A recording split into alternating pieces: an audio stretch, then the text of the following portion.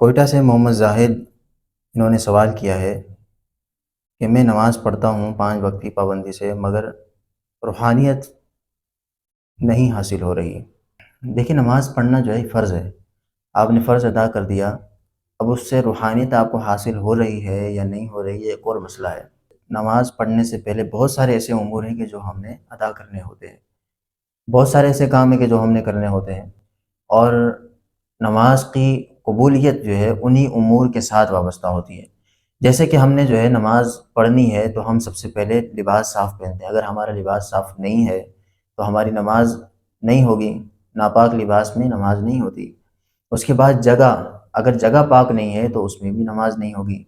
پھر نماز کے لیے ہم نے لباس بھی پاک کر لیا، جگہ بھی پاک کر لی، اب ہم وضو کرتے ہیں تو وضو کے اندر جتنے بھی فرائض اور واجبات ہیں ان کو ادا کرنا لازم ہے۔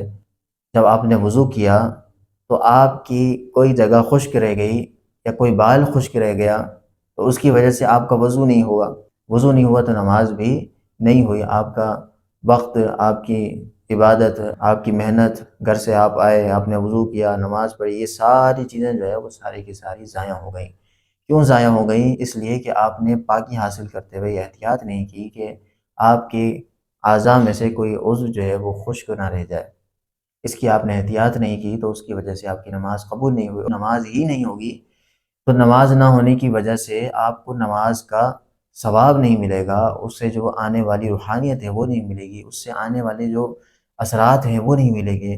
اس لیے نماز ایک ایسا عمل ہے، اس سے پہلے بہت ساری شرائط ہیں، اس کو پورا کرنا ضروری ہے۔ وقت کا ہو، جگہ پاک ہو، لباس پاک ہو اور بدن پاک ہو۔ جب پاکی آپ کو پوری حاصل ہوگی اس کے بعد آپ نماز پڑھیں گے تو نماز کے اندر بھی بہت ساری ایسی چیزیں ہیں کہ جن کا جاننا ہم پر ضروری ہے تاکہ ہماری عبادت ضائع نہ ہو۔ یہ آپ دنیا میں اتنا وقت جو ہے وہ عبادت میں لگا رہے ہیں اور عبادت کرتے کرتے آپ کو 60 برس ہو گئے، 70 برس ہو گئے، مگر کوئی نہ کوئی ایسا عمل آپ کر رہے ہیں کہ جس کی وجہ سے آپ کی ساری عبادتیں ضائع ہو رہی ہیں، وقت ضائع ہو رہا ہے۔ جب قیامت کے دن نامہ اعمال پیش کیا جائے گا تو ایک بھی نماز نہیں ہوگی۔